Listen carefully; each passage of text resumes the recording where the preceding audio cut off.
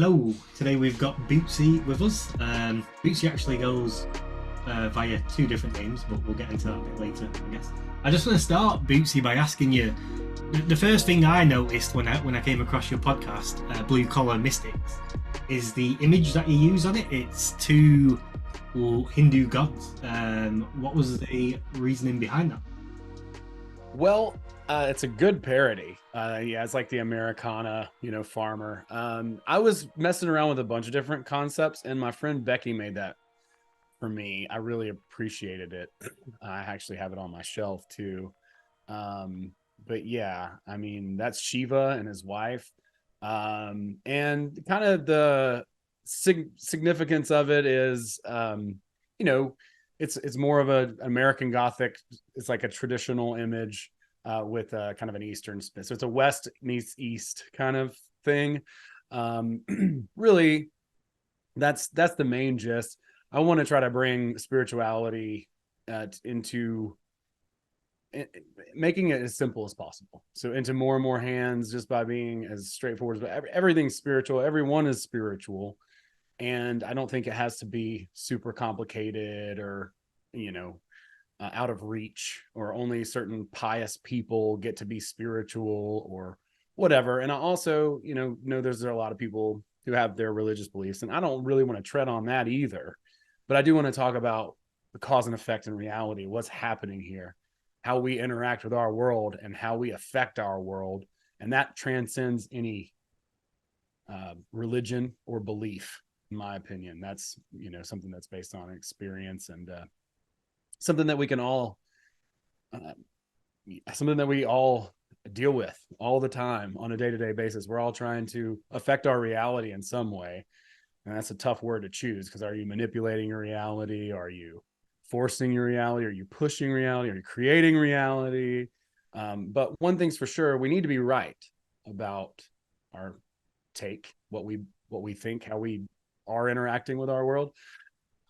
That's I think our most fundamental need is like, all right, this is what happens when I do this, and I know that, and I can continue to grow and build based on this one simple understanding of how I am part of the world, whatever that looks like.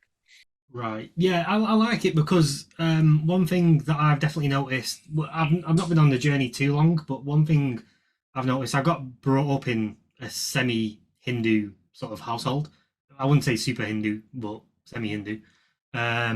But what I noticed with spirituality is throughout my life, it always seems a lot of spirituality sort of comes from Hinduism, of what we speak of spirituality today, and it was sort of bucketed away to be, well, I can't really do that because I don't follow Hinduism. But the more we become connected over the internet, the more I'm realizing that, wait a minute, everyone can follow certain aspects of Hinduism because it relates to everyone. It's not one of them bucketed religions which should just be stored on the shelf for people who want to practice that religion. Yeah, you can't get carried away just listening to the liberal media. You got to appropriate harder, more appropriations. That's what we need. No, but I do believe in breaking down the barriers between, like, a lot of the chaos magicians are this way, where it's really about you and how you interact with the world, like what that's like for you, what your experience is. That's what magic is all about. It's way more subjective. Now, I'm an objective believer as well. I do believe in one physical objective world that we are all sharing and all part of. I also believe in, that there is an infinite amount of information out there. So there are multiple possible expressions and ideas and things like that. But we have to bring those into the physical world. There's, you're not going to just like disappear from here and like show up in some other reality, like that. It's not.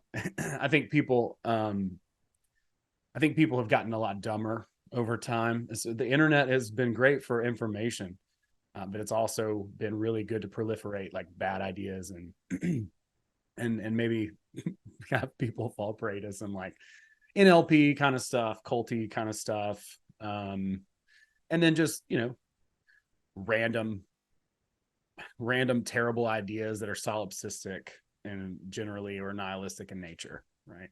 Yeah. Uh, I so also there's a see lot with of the pitfalls. internet that it stopped a lot of people from being able to think for themselves because it's that sort of well, you call it a cult in a, but it is in the sense that you've got a thought or you've got an experience, and then you'll turn to someone else on the internet for their opinion on that experience, and then they'll take that as their opinion on the experience. And you see it a lot, and I do see it with YouTube a lot, because YouTube's such a popular platform that people listen to YouTubers and they'll believe every single YouTuber and what they say and what they're talking about, rather than actually thinking about what they're saying and listening to an alternative point of view and sort of deciphering where you feel like you stand on that in this situation. A lot of people just find the person with the most views or the most subscribers and be like, he must have something right. I think so too, 100%. And it's easy to do that, just appeal to authority, I guess, right? One of those fallacies. Yeah. Where does the name Blue Collar Mystics come from? It's something that I thought of a long time ago, and it really just has to do. I'm from Georgia. I grew up in a rural part of, relatively rural part of the country, around a lot of, like, I guess you'd call them rednecks, lots of rednecks around me. And so, that culture is something that I'm pretty familiar with, truck drivers, blue collar workers, mechanics. Those are the people that I was around growing up. And that's really kind of like how my grandparents were, and all that. So very blue collar upbringing from the South, though. So not like an industrial factory worker, more like farming and stuff like that. Landscaping, cleaning. I own a cleaning business now. So, it's like, that's very blue collar stuff, but there is a lot of purity in that stuff, like the being directly tied to nature, being directly tied to the human experience and part of it, whatever whatever it is that you do. Like, I find a lot of that I really want to cross those two paths together, where it's like, you're a caretaker of the world, you're a spiritual person, you're a down to earth person. Whereas I think in general, a lot of that stereotype with spirituality is kind of pious and disconnected, or it can be. So I'm just like, I just, that's what I feel. I feel like everybody can be a blue collar mystic. I mean, even look at Jesus, right? Like, he was a carpenter, he was good with his hands. He was building things and making things. And I think we also, all the blue collar people are the ones that make shit happen, right? Like, they're not sitting around all day not doing anything. They're the ones hauling and building and actually doing those things. Somebody's above them, I guess, saying where they're going to build this giant building, but it's the strength of, hundreds and hundreds of really tough laborers and people who actually do the work and make these things happen. And so I think we should connect as much as possible internally. And I think there's kind of, I don't know if it's the same voice, but I do think there is a resounding, I mean, I guess at the bottom of it at all, it has to be, right? Like, it can't not resolve. But I don't know, listen to our internal voices as opposed to the external authority kind of thing. That, it has something to do with that. And I appreciate the question, because I'm like unpacking it now a little bit as we speak. But I mean, really, it's just down to earth spirituality, and really trying to connect with that. So, Bootsy, what led you on the spiritual path that you're on today? And what? Crippling depression from conspiracy theory research. Yeah, 2012, I had a huge paradigm shift, I guess is a politically correct way to say it. I woke up. I had an experience. I don't know if I woke up. I woke up to some other reality that I was previously not aware of, right? And so I think we're all growing.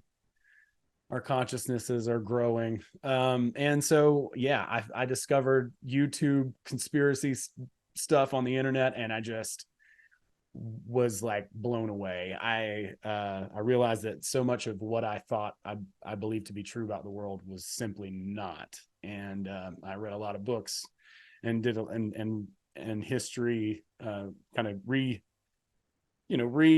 patterned some things. And I really wasn't myself there for a couple of years. Honestly, I felt, so I was so hurt by some of the things that I found to be true about the world and the way that it works, the banking system and other stuff. All these conspiracies, right? Alex Jones was really popular back then as well. So I'm starting to listen to him and all these heretic type, very, very fiery type of personalities who are right about a lot of things, but the way that they present them is always just, I don't know, just causes more harm really than anything else. But so for a couple of years doing that, and then at some point I was like, all right, fine, look, I'm not going to beat the bankers or whoever, I'm not going to win, so what can I do to just do as best as I can for myself and my family? And I started to get into spirituality, and I started to just read anything that I could in self-help as well, theory of psychology, Maslow, literally anything I could, and Napoleon Hill, Maxwell Maltz, and Robert Anton Wilson, and Ralph Waldo Emerson, and I just consumed and consumed and consumed. And finally, that led me to a discovery of a book called Reality Transurfing, which is a Russian book, a very thick one. And that author did a really good job of kind of breaking down what is going on sort of metaphysically, sort of phenomenons, a phenomenon of energy, and doing a really good job of illustrating it and putting it in a way that was the most scientific that I had seen. Because kind of the way my range went was like when I first kind of discovered, some of the things that were going on, I'm reading like Ayn Rand and thinking about objectivism. And that's great stuff. I mean, like, again, I do believe in objective reality. But that's just really kind of one part of the picture too. That doesn't really bring the full picture together. There's this whole metaphysical aspect of things, and that I was completely missing, I mean, even just from a simple observable thing like attitude, just seeing how your attitude affects how you interact with other people, little things like that. So I knew something was missing. And so I swung into all that spiritual stuff, and the transurfing stuff kind of did a good job of marrying it. Like, even before I discovered it, I was like, I think I would be like a hermetic objectivist if I had to describe myself, where it's like, I do believe in all this woo-woo shit, but I also know that this is, we're all here. Then again, we could debate that too, because like there's the Mandela effect. I just shoved that completely out of my mind. But for my purposes, this is my framework. I'm just going to share that, because whatever you believe is on you. That's you're your own blue collar mystic. So but really understanding some of those metaphysical aspects and how he described them. And one of the things he said in that book is that you've got to give up the fight on trying to change the world and save the world. And that was a huge relief for me, because I know it was true, but I still felt guilty. Like I was responsible somehow. And, we do need to speak up. Obviously, that's a big part of why I do podcasting or any of this stuff. But also within reason, understanding that, it's like there's an example that he makes in the book where you could run into the grocery store and just start screaming, please don't kick me out of the grocery store. Please don't kick me out of the grocery store. And what do you think is going to happen? Right? Like we always get that thing that we don't want. But that's a really good example of like, I'm not going to use the machine to put a stick in the spokes of the machine. It just doesn't work that way. So picking my battles is kind of what that book really taught me. And fusing the sort of physical and the spiritual, the metaphysical stuff together. It does such a good job of that. I think he's right about a lot of that stuff. I can't argue with very much of it.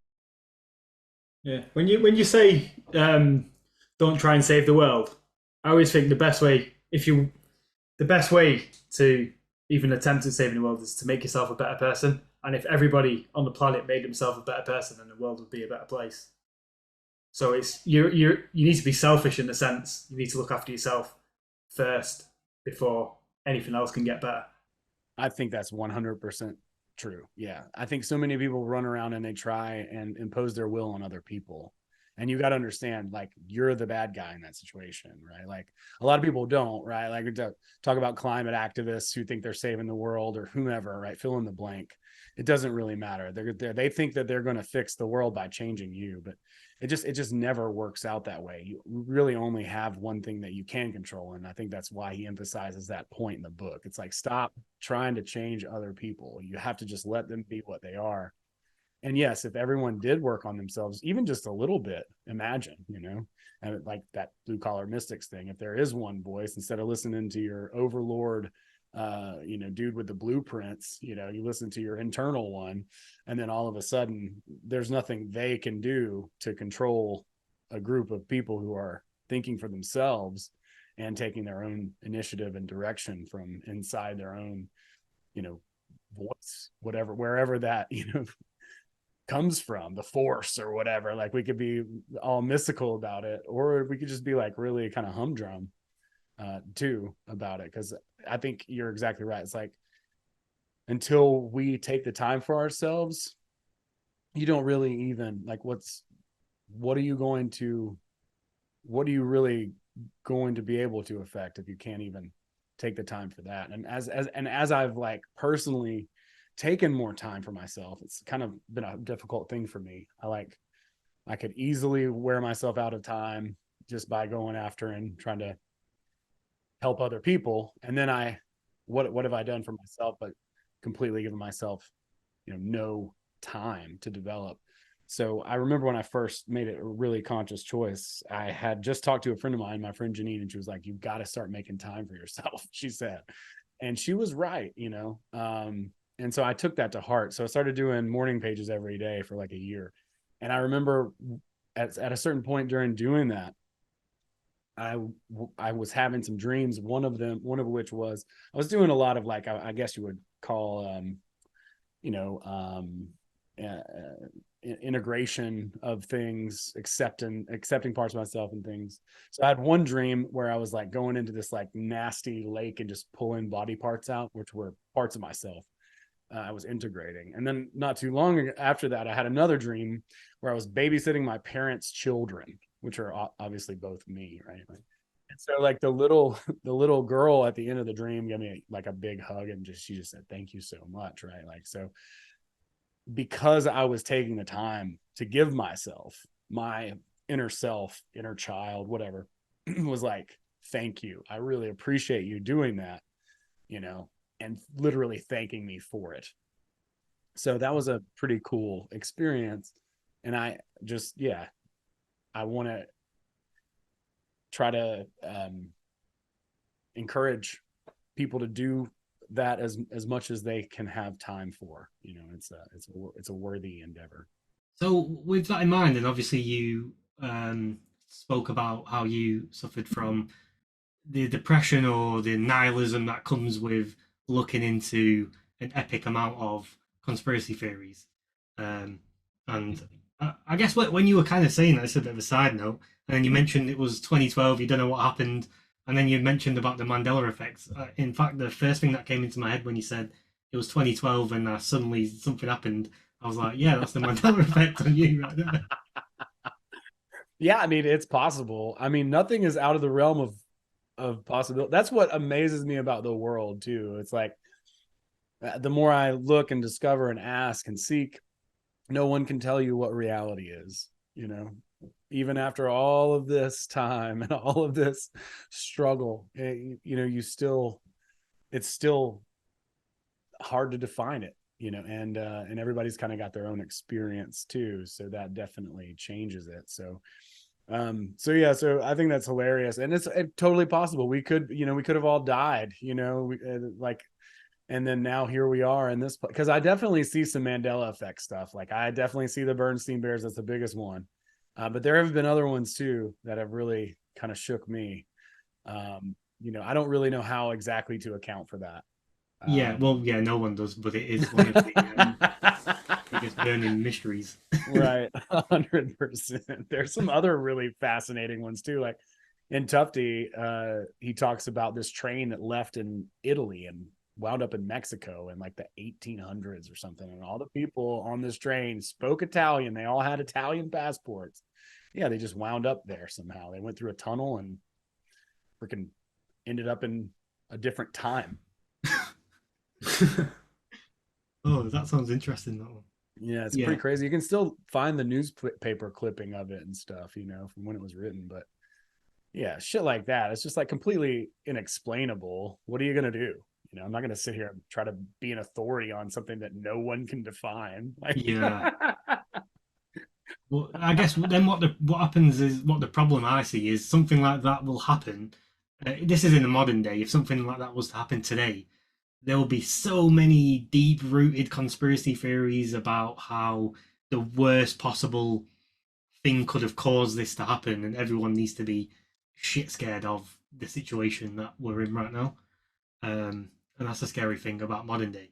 But my question to you was, I've also experienced that nihilism of going through conspiracy theories. I know Aaron has too, and I know many of the people that we've spoken to have. But like, given that you've been through it, and like where you're at today is, you're on a much more positive landscape, and I even get the vibe from you that you're a completely changed person from whatever that would have been back then. What advice would you give someone if they're listening right now that are stuck in this nihilistic sort of sense of the world, and they're just deep rooted into conspiracy? yeah, my heart goes out to anybody who's in that spot, because it's tough, man. That's a brutal place to be in. You feel so helpless, and like it doesn't matter what you do, who even cares, you know.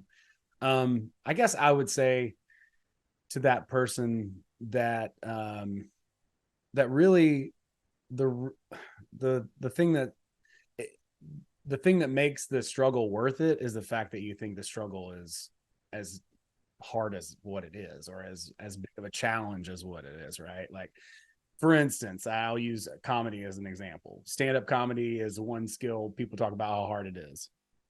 It's pretty hard. I will say that. Like, it will make you want to give up. It will make you feel like you're never going to make it. And I remember when I was in college, like, I dropped out a couple of times and maybe should have stayed dropped out. Maybe if I, you know, if I would have looked back, if I were to go back, I probably wouldn't necessarily have gone back again. Everything happened. You know, I'm happy that it did the way that it did. But one of the things that my dad was so passionate about, and why he wanted me to go to college, and I just paid off my student loans, by the way. Look at the gray in my beard, bro. I just paid them off. But what it taught me was that I could endure a long journey of something, like a long adventure. Like it took me 7 years, you know, so that's even longer than the typical 4. But regardless, it's challenging. It was something that I didn't think I was going to be able to do. And if you don't think you're going to be able to do it, that's why it's a challenge. You know, if there's not a moment of sincere actual doubt, then the mountain that you're climbing isn't really a mountain. You know what I'm saying? Like, you're not getting over anything. So it sucks. But I would say, you know, the biggest thing is to try to just follow it where it goes. You know, the cliche thing to do is like, oh, it's not that bad, you know, this or that or whatever. But and that is true, even though it's cliche. So I'll try and give advice that's not, and say, you know, just follow that wherever it leads, whatever it is that you get super interested in because of it. There's a reason why. For me, it was just darkness all around for 2 years, which forced me to seek a light. Right. And so for somebody else, they may find something, Tartaria, or I don't know, dude, any number of things. I don't, you know, again, when it comes down to it, I think we all need to just kind of hear within ourselves. And like a liberal education is when the student decides what's important to learn, you know, start following your own curiosity. Yeah, there's a brewery here and they're blowing up. They're actually going to be nationwide here pretty soon. I think they're opening up another location out west. But I did a tour there years ago, and I'll never forget it. The guy was like, the reason why they call it creature comforts is because your curiosity leads to your passion leads to your purpose, and then whenever you find your purpose and fulfill your purpose, you deserve the creature comforts that go along with, a job well done or whatever. And that's why they call their beer that, which, I'm not, it made me cry. Like I was in a brewery tour, like tearing up with some coworkers of mine. And I was like, I know that's true. I just knew it was. And so, and that was quite a few years ago, but like, I would say that follow it wherever it leads. There's a reason why. There's always a reason why. There's not no reason. You're not completely helpless. You have more power than you think. All the cliche stuff, it is true. Like, it's like saying that to somebody who's depressed. It's like, you could say like, oh, you're a special they're not going to believe you. So I don't want to say any of that cliche stuff, but I do want to encourage people to take it where, because I've tried to be like, look, dude, let me help you. Like, let me give you this worksheet on Ikigai and stuff. And it's like, if they're not ready for it, dude, they're just going to look at you and be like, you're fucking corny, bro. Like, get out of my face.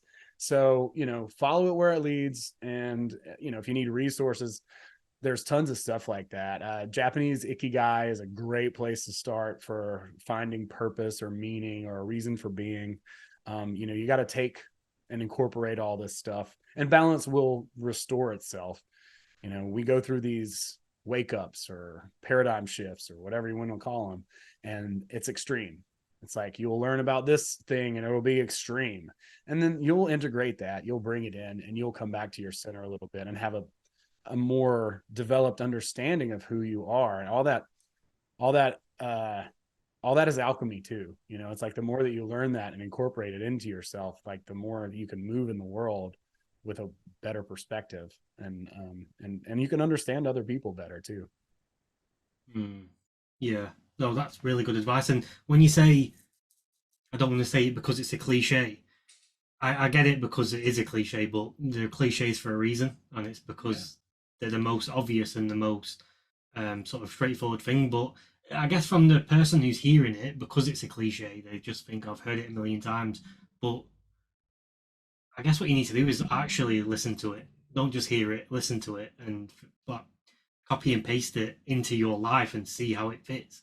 It might not fit perfectly, and you've got to adapt around it, but you'll find sort of something that fits. And I don't know, I think what me and Aaron have found the most sort of useful, I know certainly I have, is the community aspect of it. And it's not just even having people to go to for advice, it's just like we're doing now, just sitting down and shooting the shit basically. That goes a long way, because you can start thinking out loud without having such a serious conversation, and worry about being judged on what you're doing. Because I know a lot of people who go down the conspiracy rabbit holes feel so lonely because the family don't want to listen to them. They're scared that they'll lose all their friends if they even mention that climate change is a hoax. Then people are petrified of being lonely. So I guess, yeah, it's continue down the avenue you're going down and pick up some people along the way. Yeah, that's great. There's way more of a community now than I think there ever had been, and feeling lonely. That is really the biggest thing. It's true. I mean, it goes back into our most primitive behavior. The worst thing that you could do is be, kicked out of society. So if you're a heretic and you're willing to admit the truth of the situation, it will ruffle some feathers, but generally speaking, I feel like that's something that's being used as leverage and manipulative, as far as it goes, to keep people from sharing their thing. And then you got social media now too, where it's like, oh, we'll just silence you, or your friends won't see your post about this X, Y, or Z thing, or what. I mean, even from a business standpoint now, it's gotten out of control, right? Like, it was supposed to help people, reach other people, and now it's more like, if you don't pay us, it's like extortion at this point. But yeah, there's good networks out there and other people who have experienced it. And that's great. I think that's the beginning of, using those resources and each other as much as we possibly can to do our own thing. Because that was a big thing that I learned from that transurfing book, when he's talking about not fighting against something, when he's talking about the idea of pendulums specifically, that energy itself is energetic informational structure. So if you've got a group, any group, it doesn't matter. He qualifies that as a pendulum. You know, they have sort of a like a stance on something, and it's a kind of a collective thought form, energy form. It doesn't matter what it is. It could be like the volleyball club or, you know, whatever. It doesn't matter. Each and every one of these groups of energy, or anywhere where more than one person is, it becomes like an energetic informational structure, right? Especially these larger and larger groups. So Democratic Party, Republican Party, football team, you know, extrapolate that on and on and on. Well, if you oppose something, then you are actively radiating energy at it just from the other side. So if you've got, let's say, abortion here, and you've got a bunch of anti-abortion people here, and you've got a bunch of pro-abortion people here, they're both radiating energy at the same exact thing, which is that, you know, idea, right? And so just because you oppose it, opposing it actually just gives it strength. It's like the nothing from the never ending story, but it really does, like, it just adds energy to that fire. So I think the biggest lesson there, as I don't know what we would call ourselves, alternative people, you know, conspiracy theorists, people who don't like the mainstream the way that society is going, we just need to build our own infrastructures.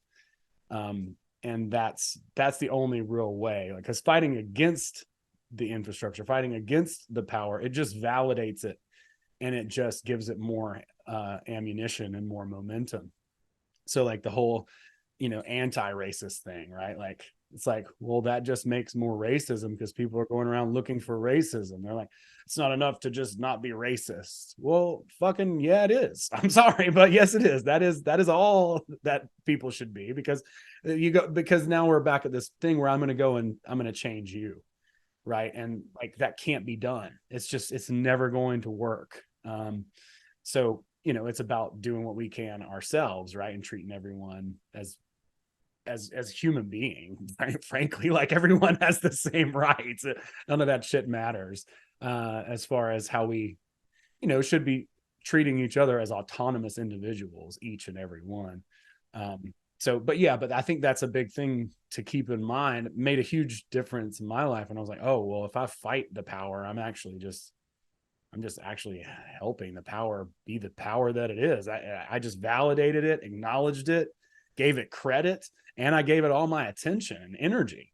And so, like, that attention and energy, that's for you, you know? So maybe another thing to say to somebody who's like deep in that wormhole or rabbit hole of conspiracy theory is to just take a break from it and listen and give yourself some time, you know, go for a walk in the woods, you know, look around, and generally speaking, things are better. You know, you just like walk outside, things are usually fine. The climate stuff gets me all crazy because I follow a bunch of different accounts on Instagram and stuff. They're like climate change activists, and I'm a huge climate person. I love nature. Like, I'm a huge fan of nature. I've lived in the woods a lot and lived out of a van and been a raft guide, and you know, it's gorgeous. I can drive an hour up the way here and be in the mountains, and it's beautiful. So I'm a big fan of all of that. And so the climate hysteria, it drives me up the wall, dude. It's just crazy. And I don't say climate change is a hoax, but it's not an emergency disaster that we all need to start eating, you know, crickets because of, you know what I'm saying? Like, that ain't it, you know? But again, you know, back to balance. I mean, yeah, there's a lot of things that we should do to make the earth healthier, none of which are these giant corporations, you know, that are all owned by BlackRock, gonna give us any of those opportunities or options ever, you know? Like, we could be making rope and clothes out of hemp, and we've never done that, you know? So they're not just gonna all of a sudden decide, oh, well, let's do something positive for the environment. It won't. Anyway, I don't know. I don't know about some of the other theories, like, you know, the fossil fuel thing, or like, and I'm interested to speculate on that kind of stuff, but it doesn't really matter, you know, to me. Like, what matters is, I don't know, trying to get away from all of that. I don't know. Yeah, it's getting away from it. And just to pull you back a bit on what you were saying before about what fighting fire with fire basically just creates more fire. And it's, I guess if we're going to go down the cliche route, then it's literally speaking it into existence by saying, I don't believe in LGBTQ, I don't believe in racism, or I don't believe in climate change. You're still speaking it into existence.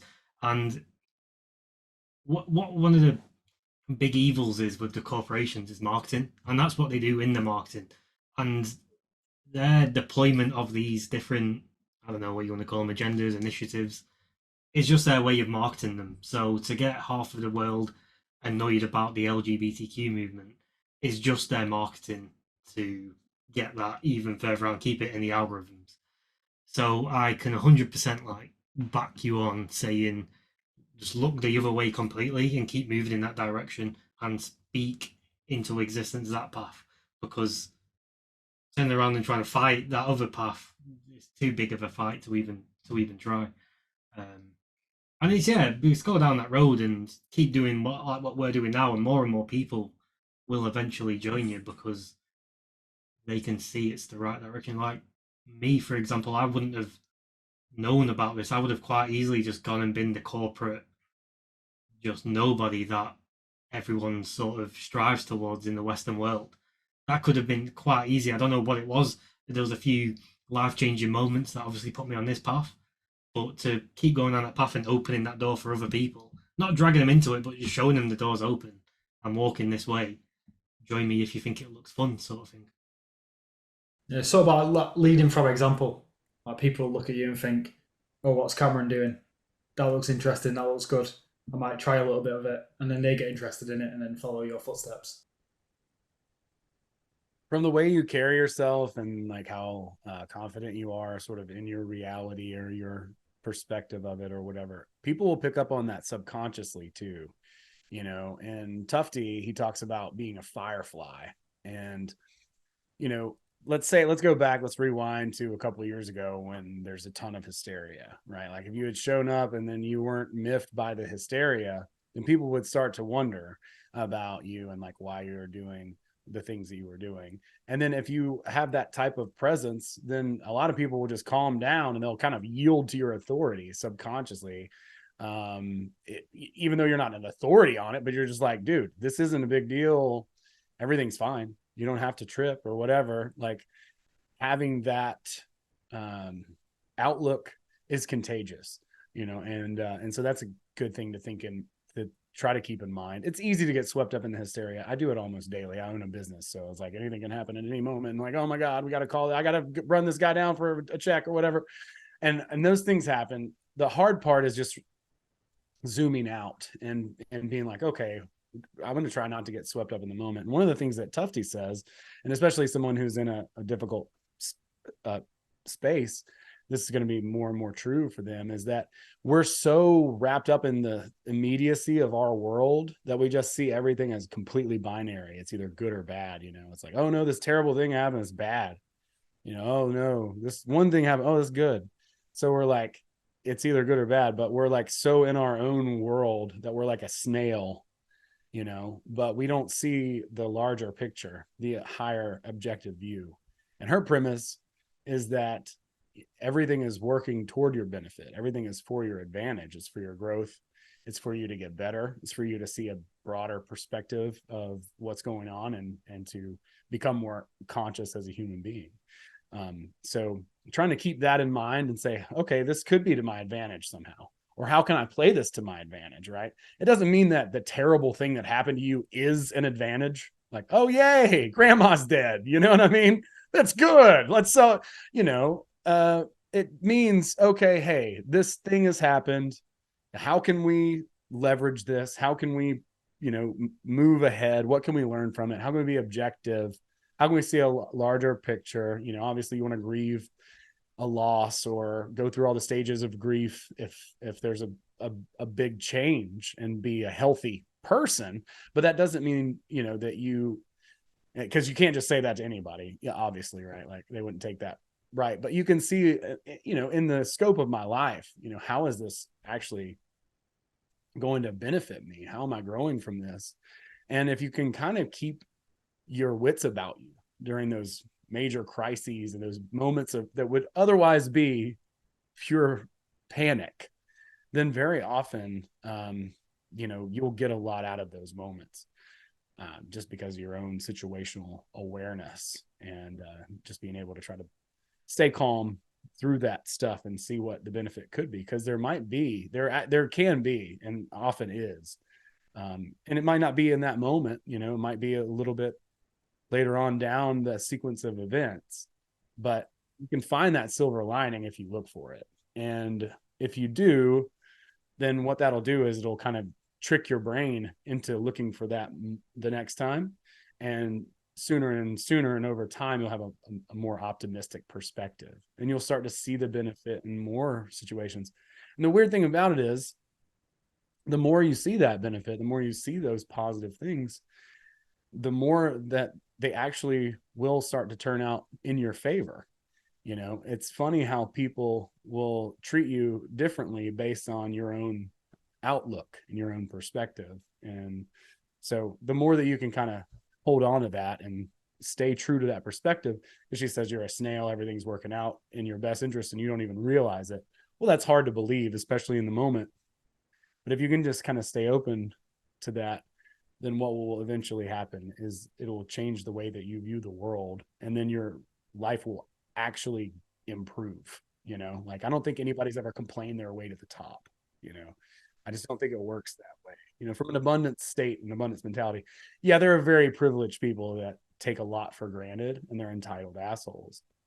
But in general speaking, somebody who comes up into a place of, let's call it success, physical success, financial success, whatever, generally speaking, it's because of a lot of gratitude and appreciation, and resilience. Some of the happiest people I know are cancer survivors, and they may be rich, but they've worked really hard for it. And one of those people comes to my mind every time I see the guy. He comes up and tells me a dirty joke, and and it's hilarious. But like, that guy has been through a lot and he still has that sort of an outlook. And so, if we can stay motivated and it's not denial of, like, don't be in denial. I'm not saying like, hey, this terrible thing happened and it's not, be a human being.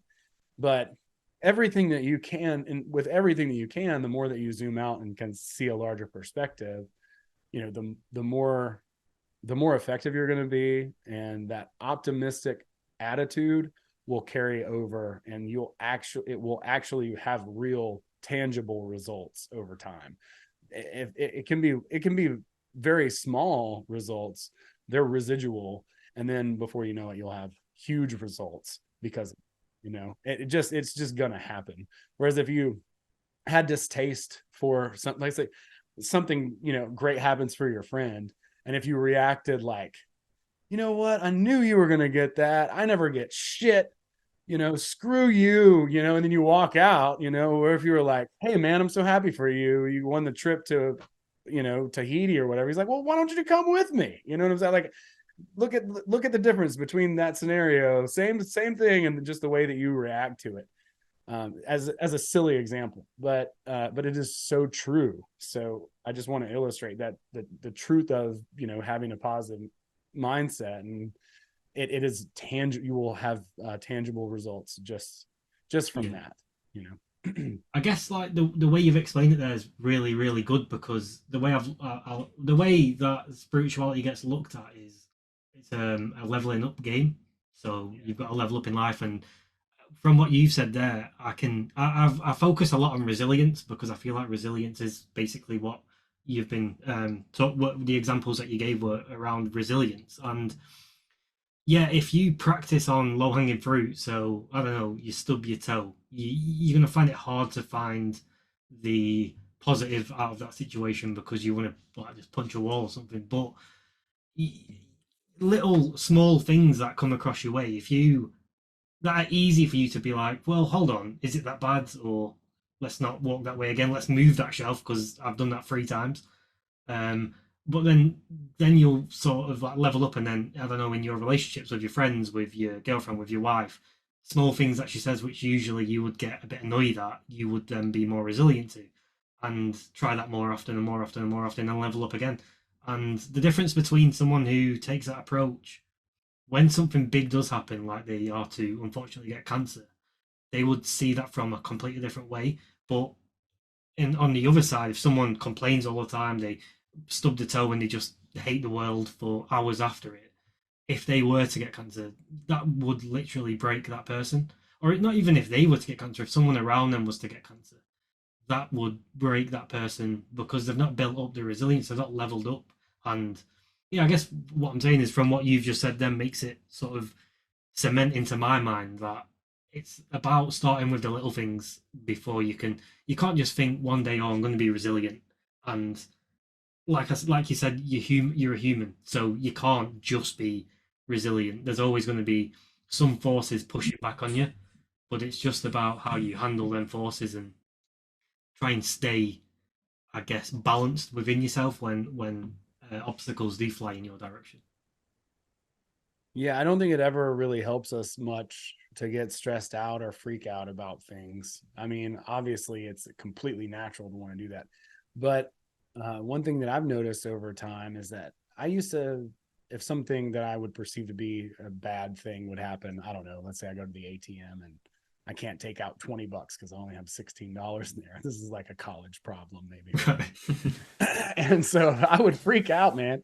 And I would start cursing literally every other aspect of my life. Well, that girl's not going to call me back and my car is going to break down. I mean, I would just go and fly completely off the deep end and take that one negative, let's call it, thing, and then project that onto every other aspect of my life, just like a complete undoing of myself. And it was just like, man, it was just so bad. And I remember being like that and how upset I would get when like one little thing wouldn't go the way that I thought it should, whereas, now I've got to try to go meet a guy because he owes me, tens of thousands of dollars, right? Like that's a completely different situation. But I could, if I was flying off the handle about, $100 or whatever, then I wouldn't be able to be emotionally prepared to be in that situation. So you want to be an actor or I don't know, fill in the blank, whatever it is. The stresses that are going to come along with that, you're going to need to be able to learn how to endure and be okay in the face of, right? And so, putting ourselves in those uncomfortable situations, that's how we can like kind of grow that comfort zone a little bit more and over time. But like also having that view of like, okay, well, I'll figure it out. I know if I'm freak out, it's not going to help anything. Then that'll also help you deal with larger and larger amounts of stress. I guess ultimately, and this is why people like ice bathe and do all that kind of stuff, because they want to be able to handle higher and higher amounts of stress. And I think that's hand in hand with leveling up and what they would call spiritual growth, because it's really about being certain in the face of uncertainty. That's really what spirituality seems to be, understanding yourself and like, no matter what, inside you got a hold of something. So that's what I think we should be striving to understand, just that strength within ourselves, that understanding. And then as we grow, we get to see ourselves, and then every once in a while, maybe you freak out and then you laugh about it. Like I've definitely, like I've been like, oh shit, I'm freaking out right now. Oh, okay. And then now it's funny because I can see myself. It's like when I started doing the cold showers, I would do a cold shower for like 5 seconds, and then I would start squealing like a middle school girl. And as soon as I started squealing like a middle school girl, I started dying laughing, at what a bitch I was being in the shower, like I can't and so that would keep me in there for another 10 or 15 seconds. So you got to use what you got. But over time, I can be in a cold shower for a long time. I actually prefer the ice bath now because the shower is just kind of like annoying. It just gets you cold in one area. And then everything else is, because I'd rather just go all the way in, but I still do a cold shower. But it's, it's that gradual exposure that's leveling you up or expanding your comfort zone. It's the exact same thing. So do you use an ice bath every day? I don't do an ice bath every day. I need to incorporate that more often. I did a bunch of ice baths with Brandon Powell and the Grimerica guys when I was on their retreats, and it was awesome. But I wish I had a better bathtub. I need to get like one of those tubes or the bigger things that you can just jump right in. Because I know people that do an ice bath every single day, like Brandon does, and I think Bill does maybe. But yeah, I mean, it's awesome. It's definitely worth doing every once in a while. One thing that I do during the summer is raft guiding, and I think I get a lot of the same benefits from that. Being out in the sun, the water's cold. We're going through pretty hefty rapids where crazy stuff can happen. So you want to, so you definitely get adrenaline, because what's happening in the ice bath is your body saying, "Oh my God, I might die," and then you're like, "No, you're not going to die. Calm down." So and that's exposing you to that stress and that primitive kind of experience. It has huge residual effects with your serotonin levels and just be jacked for the rest of the day. So I think the same thing happens when you go hunting or rafting or certain other activities that are kind of like, maybe a little bit have a little element of danger or risk. Yeah, is that similar to when people walk on burning coal? Sure, absolutely. Yeah, and Gurdjieff talked about being chased by an elephant in heat. Castaneda talked about, yeah, I know, very specific. Castaneda talked about, a lot of being like having their mentors like scare them, like literally scare them and put them in these situations in the woods where they thought, they might die and stuff. So that is a thing in a lot of different spiritual practices. I think this day and age, and especially in the modern Western world, everything's so easy for us. Like, I could literally sit at my desk all day and not have to move. I could get food delivered to the door. I can earn money while sat here. Like, that could literally be my life. And it's just so convenient.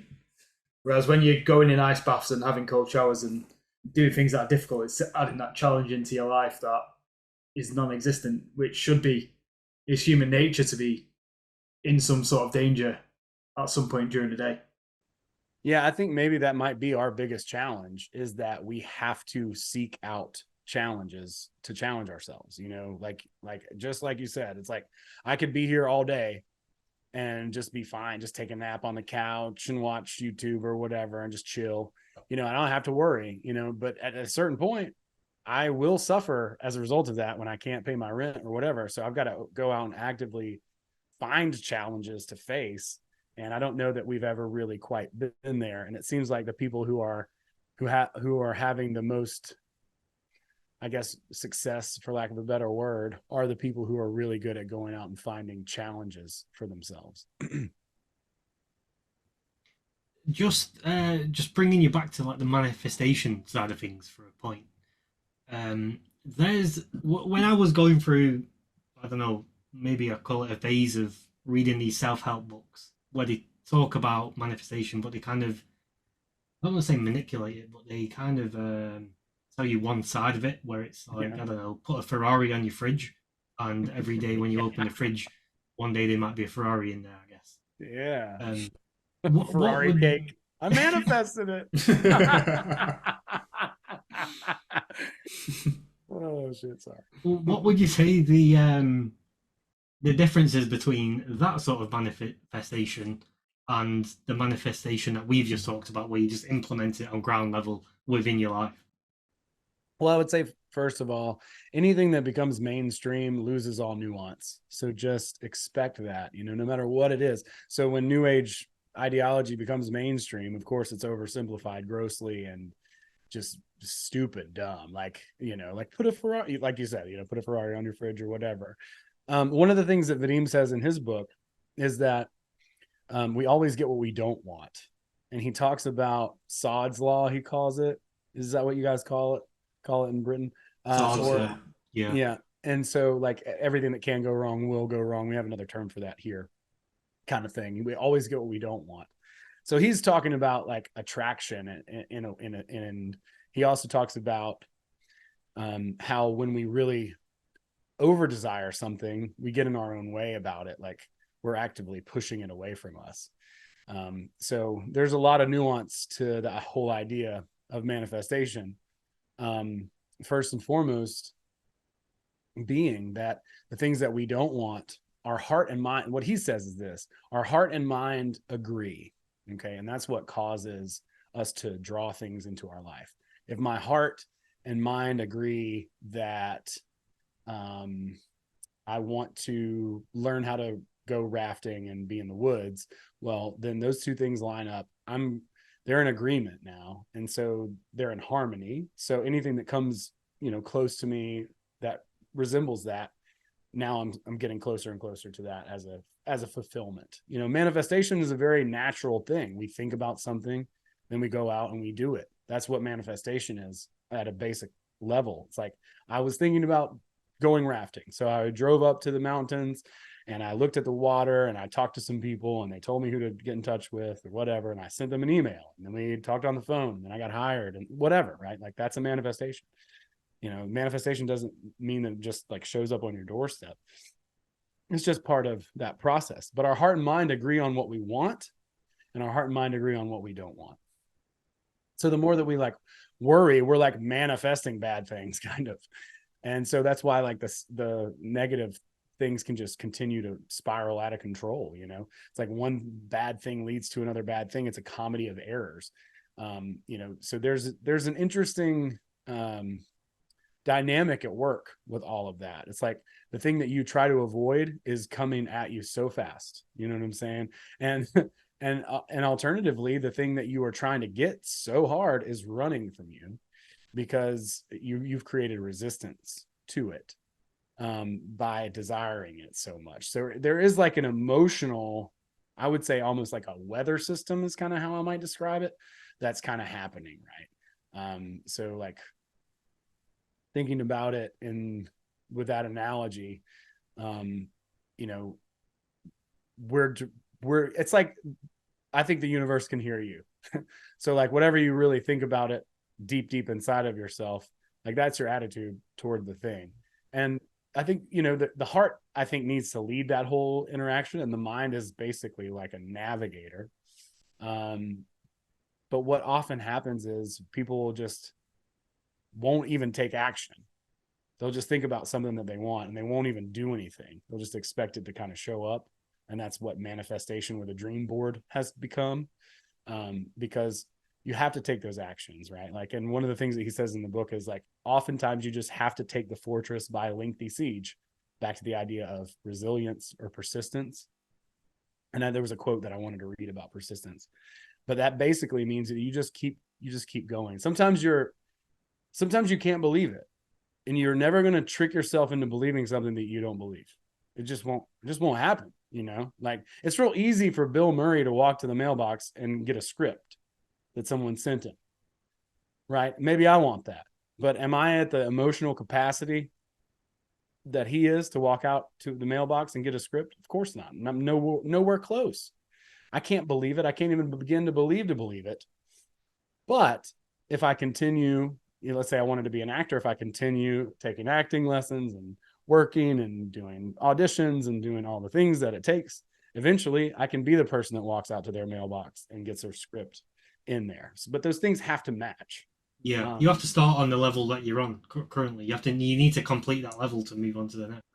Yeah, 100%. And I love this quote for that because, as we were talking about, going through long periods of difficulty and feeling like you want to give up. That's what a real challenge is. If you felt like, I got this the whole time, it wasn't challenging enough for you to doubt yourself.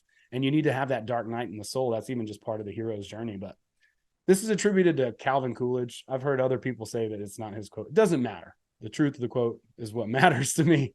But I love this quote, and I heard it from Richard Grove a long, long time ago, and always stuck with me. He said, "Nothing in this world can take the place of persistence. Talent will not. Nothing is more common than unsuccessful men with talent. Genius will not. Unrewarded genius is almost a proverb. Education will not. The world is full of educated derelicts. Persistence and determination alone are omnipotent. The slogan "Press on" has solved and always will solve the problems of the human race. Attributed to Calvin Coolidge. So it's building, it's expanding that comfort zone. You know, if you want to be a comedian, you're not getting a Netflix special tomorrow. It's going to take you years and years of work and time and all of that kind of stuff to get to that level. Tennis pro, golfer, fill in the blank. It doesn't matter what it is. You know, you've got to be willing to take the fortress by a lengthy siege. You've got to be willing to take the time and do the actions to build your belief up enough. If you can't believe it, you can't trick yourself into believing it. And there are some ways to kind of get closer, but there's no shortcut to expanding your comfort zone. It's just something that you have to do a little bit at a time. And it's fucking painful.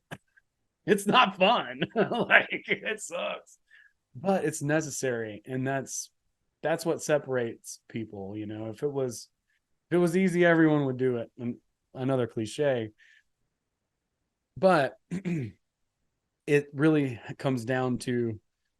does come down to belief as far as the whole manifestation thing goes. You know, things will come as they come. And if you can just stay in the pocket and just be grateful for it and cheer everybody else on too, then, you know, when you're ready for the thing, it'll come. I always think of, did you guys ever see the movie Field of Dreams? Okay, it's an old movie. It's one of the ones, it's from like the 90s. Kevin Costner plays this guy who builds a baseball field in his farm in Iowa. And he's hearing voices and everybody thinks he's crazy. It's a great movie. At the end of the movie, he goes and he finds this writer, and this writer gets to go to heaven with all these great baseball players that Kevin Costner truly admires. And he has this breakdown at the end of the movie, and he's like, what the hell? You get to go out here with shoeless Joe Jackson and you're just going to walk through the cornfield, or what? Why don't I get to go? And then he's like, what's in it for me? I'm saying, what's in it for me? And then it's this hard scene because he's like, man, I've done all this stuff. I turned my freaking backyard into a baseball field and drove across the country and picked this dude and did all this other stuff on a whim. And I'm not getting shit out of this. I'm in debt. They're going to foreclose on my farm. You know, what's in it for me? But then the guy leaves and he like points at this other guy who's on the baseball diamond, and he goes up to the other guy and he realizes, oh my God, that's my dad. And he had been watching his dad be the catcher, I think, of the game, the whole game. And so they get to have like a catch with each other at the end. So he gets what he gets. And it's something far more than just going through a cornfield to hang out with these people. It's something that's far more meaningful and very specifically unique to him. And yeah, I don't know. I feel that way a lot, where it's like, God, where's my, you know, sometimes I feel that way. Like, and it's funny. I try to think about that scene when I do, because I know that I'm just kind of maybe having a little bit of oversight, you know, and being a little bit of a prima donna at the moment. And that will happen. But yeah, just keeping that in mind. I feel like that's the beauty of this whole thing, of this whole idea of manifesting, because it's really something that's specifically for you. It's not something that anybody else could have. And when it's your thing that is for you, it's a completely different experience than getting something that somebody else gets. You know, we all have our own goals. And I think that's the most important thing. Those manifestations are going to come along by being on the path to the goal. And they're kind of just bonuses. You know, it's really about understanding ourselves and what we're doing and working on those things. That's the real reward, in my opinion. And people who are very externalized or ego identified are going to get caught up on the glamour and the award, the admonition or whatever. And that's fine. There's nothing wrong with getting a reward for your hard work. But ultimately, I think there is a deeper and a better, like, I guess reward. I don't know if there's a better word for that, but like there's something personal. Yeah, there's something personalized for you, you know, and it comes through, I think, just doing the next thing and just listening to yourself and being authentic to that, and basically staying on the path that your heart and your mind agree upon. And that's what transurfing and all the esoteric shit, all of it, blue collar mystic, all that stuff, it's all about one thing, and that's heart and mind in agreement, so that you are in unity, so you're not fighting against yourself. That's the ultimate terrible place to be in. And you know, when I was waking up or whatever, I was all sad and I was thinking I could never have X, Y, or Z, or this was never going to happen or whatever. Well, in reality, you know, some of the things that I've gotten to experience have been better than I could have ever put together myself. You know, if you would have given me carte blanche and said, all right, you know, write what you think would be cool, I wouldn't have even given myself some of the things that I've gotten to experience, you know, because I didn't even know they were there. I didn't even know it was a possibility, right? Like an example is I wound up on the Impractical Jokers cruise. I did 2 of those. I did a bunch of cruise ships right before COVID. And it was awesome. It was like one of the coolest things. I'm not going back on the cruise ships. It was fun while it lasted, but I didn't even know that was a thing. You know, I wouldn't have even known to say, hey, it would be really cool to be doing comedy on a cruise ship and hosting events with, you know, all my favorite comedians that have Netflix specials or whatever. And then you wind up in that place. I didn't even know it was possible. So, you know, and yeah, sometimes you don't know what's going to happen, and it's so good when it does. And then sometimes you just have to keep staying patient. I think long suffering is a great term for it. And I think, you know, you'll learn patience no matter what. But that persistence quote, man, it keeps me in the game. If you can understand your motivation, that reason why, that ikigai, and you're like, all right, I know why I'm doing this, then that's good. You know, you've got a direction, you've got like a reason, you know, a why. And that is fundamental, and that'll propel you to the next thing. I like how you had the movie as a sort of reference point, because I feel like these reference points are important to have. And for someone who's just starting out on the journey or new to the journey completely, maybe they just sort of a flick switch in the head in the morning, they can start finding reference points as they watch TV, watch movies, listen to certain songs, I guess, or like listening to stand-up comedians like yourself, because comedians have great stories and great ways of explaining something that's meaningful to the audience. So I know for a fact there's quite a few different stand-up comedians where I can relate to them, and it gives me a short little reference point. But as you progress through it, then you'll start identifying your own experiences as reference points, and then that's when you can see the snowball effect taking place. Um, One thing that I experienced and sort of got myself a bit like you said, it turns into chaos in your mind. I'm obviously on some sort of journey of becoming a better person and becoming more true to myself. And I was speaking to this guy at a wedding, and in my head, I couldn't stop but thinking this guy's just a pure dick. And but like you said earlier, the universe knows what you're thinking, even when it's deep, deep down. So I started thinking, shit, I don't want to be this person thinking he's a dick. Like the universe is going to know. How do I be more positive about it? And I guess for that situation, I just had to not speak to him for the rest of the night. But it proper got me thinking after it, like, well, what do I do in that situation? Like, I don't want to think he's a dick, but he was being a bit of a dick. Yeah, that's a good question. I mean, there's tons of that, you know. So when it comes down to judgment is not calling a spade a spade. That's just that's fine. Like you can say this person's kind of a dick. This person is kind of slutty, you know. It just is what it is. If you compare yourself against that person, that's where judgment comes from, because it's about contradistinction.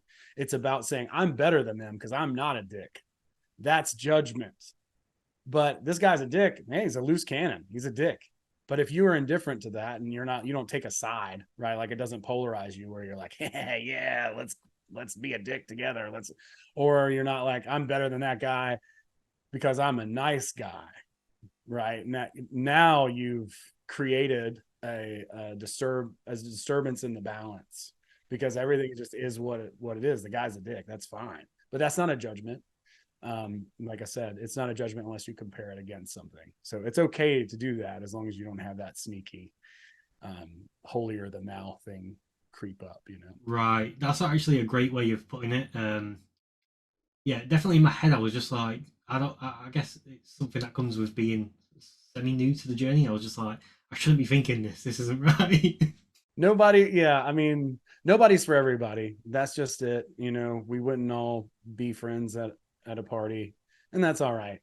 That I think that kind of helps us decide, how we're going to spend our time and with who. But yeah, like that was something that really helped me a lot, was thinking about that. It's like, you can say someone is a slob if they're a slob. That's okay, as long as you don't think that you're better than them because you're different, or whatever that is. That's really that thing he talks about in Transurfing, that what unconditional love is it's admiring the rose and not cutting it. And when you take it, you cut it, and you bring it inside, you put it in water, and then it dies in 3 days. If you would have just left it alone and loved it the way that it was and let it be what it was, it would still be there. Mm. Wow, that's a powerful message. Yeah. Go on, sorry. Yeah.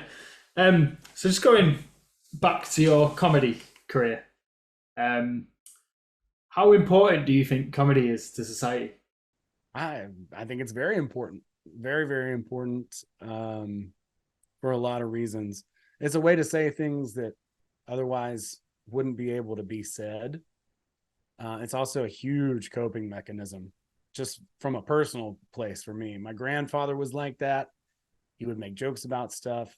Ultimately, I heard this quote last night, actually, on Bill's podcast, the Chrononaut Chronicles. I think I wrote it down. Even the greatest drama, when we sit down, becomes comedy. So after time, what they say, it's the same as the formula for comedy. Comedy equals tragedy plus time. That's what comedy equals, they say. I think it was more like comedy equals tragedy plus tragedy. You know what I'm saying? Because like, if you watch some good slapstick, a dude stubs his toe, that's maybe drama. A dude stubs his toe and then a tree branch falls on his head. Now that's comedy. You know what I mean? That's funny. So, having that perspective, like I was talking about before, it's funny to be in that moment too and reacting to it. If someone was an outside observer and saw you reacting like a snail, they would think it was very funny. But if you can, when something crazy happens to you, take a step back and try to see the situation from a higher perspective, if you will, then it's a little bit easier to see the humor in it. It's a little bit easier to deal with it. So for me, it's like a huge coping mechanism. And I do think it's an important way to say things too. And I also just love laughing. What a weird, strange thing that we do. That's another thing that nobody can really explain. I've read tons of books on it. There's lots of theories about it, and nobody really knows. What are some of the theories around it? One is that it's basically an acknowledgement of justice. That's one of the ones that I like the most. So like, if someone was being a dick, let's say, and they stole a little girl's lunch and then they slipped down a hill and tumbled and hurt themselves, then we would laugh because they got what they deserved, right? So to me, that's one. But yeah, there's a lot. People have written a lot extensively about it. So it's an interesting topic even in itself, and not one that there's a consensus on. So, but that's my favorite. What I find crazy as well is laughter and jokes are universal. Like, someone in China would find the same shit funny that we find here in the West. Well, some cultures do have different senses of humor. I will say that. I've read about that too. Like, if you go to Japan, like it's such a monoculture that you don't have to talk about a premise. You can just go right to the punchline. They even have gestures. They just have like a gesture where a dude will just gesture with his hand, and everyone laughs because it's such a culture that everyone understands the premise that culture is based on, the society is based on, that the joke itself doesn't even need a setup.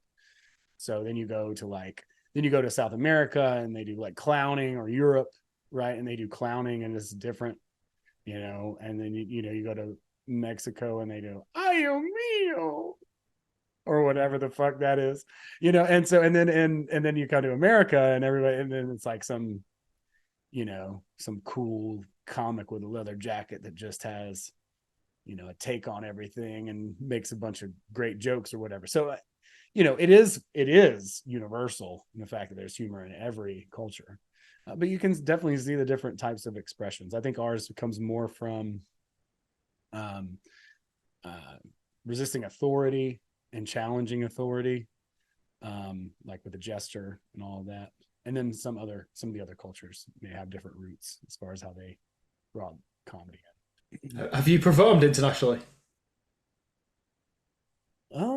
Yeah, I performed in on the cruise ships overseas in Europe, in Spain and stuff, but mostly just around here. Right now I'm trying to build our local scene as best I can here in Athens, Georgia, where I live. It's a small town.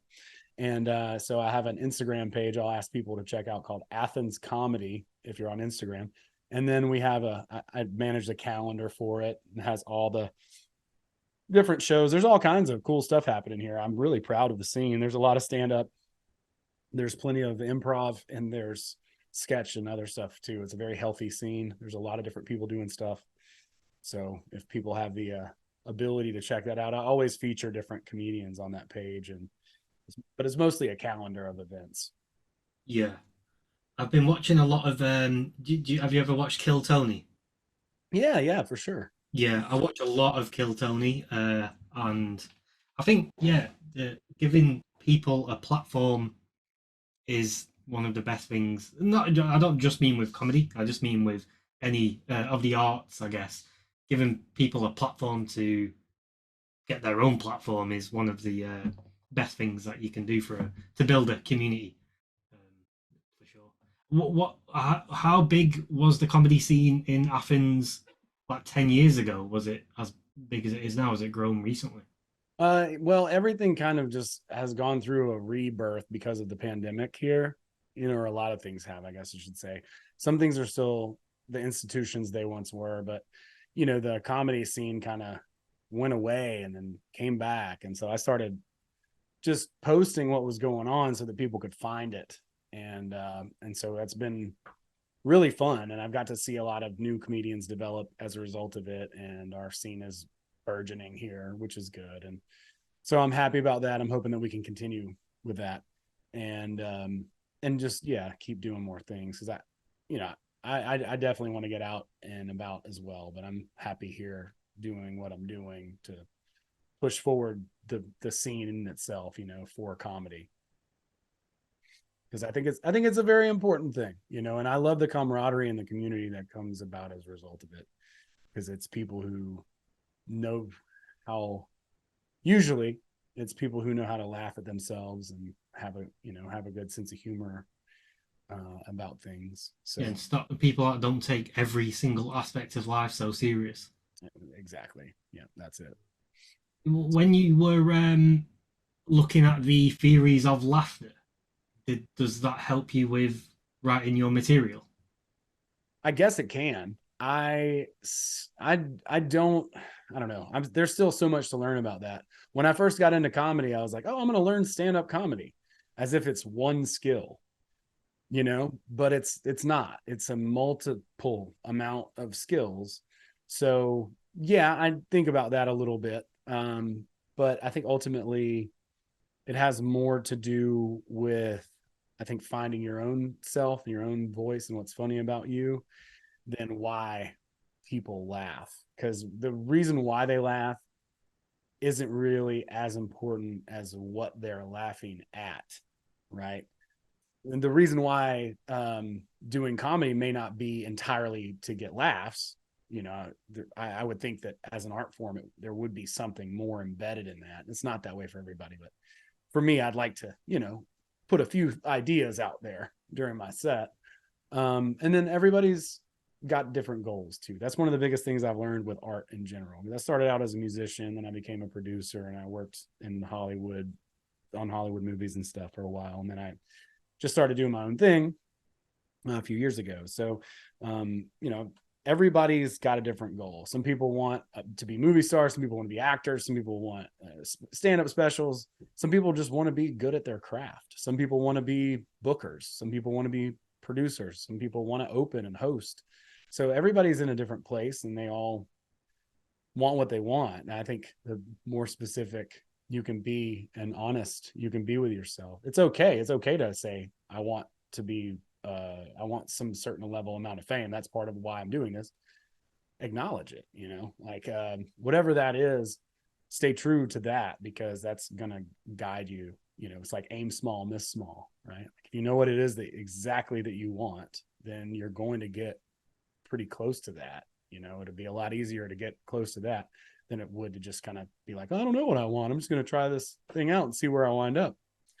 And there's nothing wrong with going out there and playing. If you don't know yet, it's okay to not know too. I'll make that point. That's part of the fun, is figuring out what it is, you know, discovering that, you know, that reason for being, the purpose, why you do what you do. Yeah, well, it's like you said earlier, right? That you had some experiences that you would have never thought were even experiences to have had, and you had them. And I guess that's the beauty of, I guess, going in a certain direction and knowing which direction you go in, and not sort of walking backwards in a sense, and then getting a feel of what's what whilst you're walking down there, and then deciding what really takes your fancy, and then you can start getting a bit more strict on where exactly you want to go.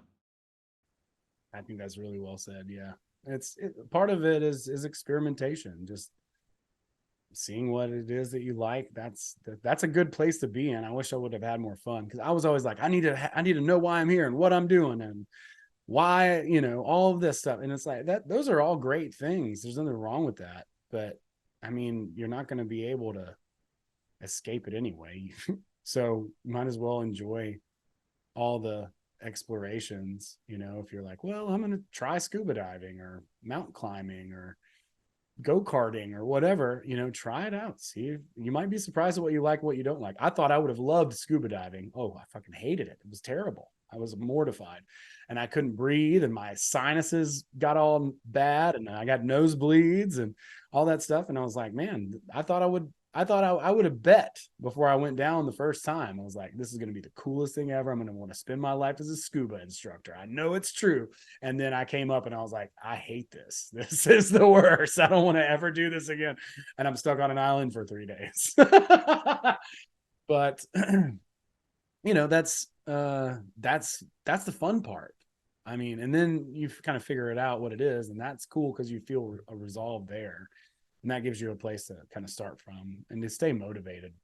Yeah, I guess that is life, because that is the sort of pinnacle of expectation versus reality. And I guess today, in today's modern day, with the amount of advertisement that's out there, expectations are through the roof for many, many, many different things, when in reality, it just might not align with you. It might not align with you just even at that moment of your life, where if you was to come back to it 10 years' time, you might appreciate it differently because you've had different experiences. But that's, I think, something people need to get clear of, is that there is a lot of expectations put on a lot of different things today, because I mean, look at when you go down and walk down. I know in England here, when you walk down, it's like a row of restaurants or a row of takeaways. It's best burger in England, best fish and chip shop in England. And I know no one really believes that, but look at that on like a bigger level. Everything is sort of sold to you as the best thing. You're gonna love this, you're gonna love that, and then like you said with scuba diving, you get there and you're like, it wasn't for me. And it's about lowering your expectations a bit, so then you don't get disappointments. It's like I don't walk into that burger place thinking it's the best burger in England, it's going to be the best thing ever. I don't have them expectations, so I'm not disappointed when I go there and it's a below average burger, which I mean. Sometimes I've had the best experiences when I've had no expectations before I've done it. Hmm. Yeah. The first time I went to LA, I had a great time, and because I thought I was just gonna hate it. I was like, LA, oh God, this is gonna be the worst. Like all these weird people out here who are just such simps for the Hollywood industry, blah blah blah. And then I got out there and I met some of the coolest people I've ever met. They took me to underground art exhibitions and all kinds of cool jazz clubs and stuff. And I was like, all right, well, I was clearly wrong about this place. It's, you know, it's not what I had in mind.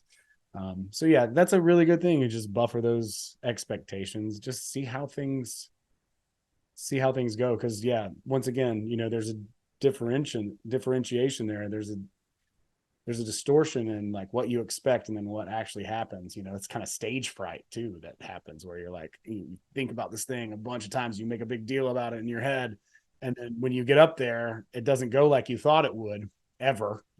Nothing does. So again, certainty in the face of uncertainty. You know, see, that's where resilience is, and that I think that's what alchemy is. Right, so yeah, we're on the mark. So thank you so much, Bootsy, for coming on. Yeah. This has been Cheers, BC. right. Cheers, guys. Thank you guys so It's much very for having me. insightful, and it was great talking to you. Thanks, Aaron. Thank you, Cam. And I love what you guys are doing. Keep up the awesome work, and let's stay in touch. Yeah, definitely, man. Keep it up. Thank you very much. Thanks for your presences. I mean, you talked about some serious stuff, but the whole thing was I don't know. I guess because you're a comic, you just had that fluidity, and it just made it that little extra level of more comfortable to talk about. So Appropriate. Quote me on that, everybody. Appropriate. Get out there and get to appropriate. All right. That's my last word. No, you guys are great. Thank you so much. no worries. All right, Cheers, BC. see you later. Bye.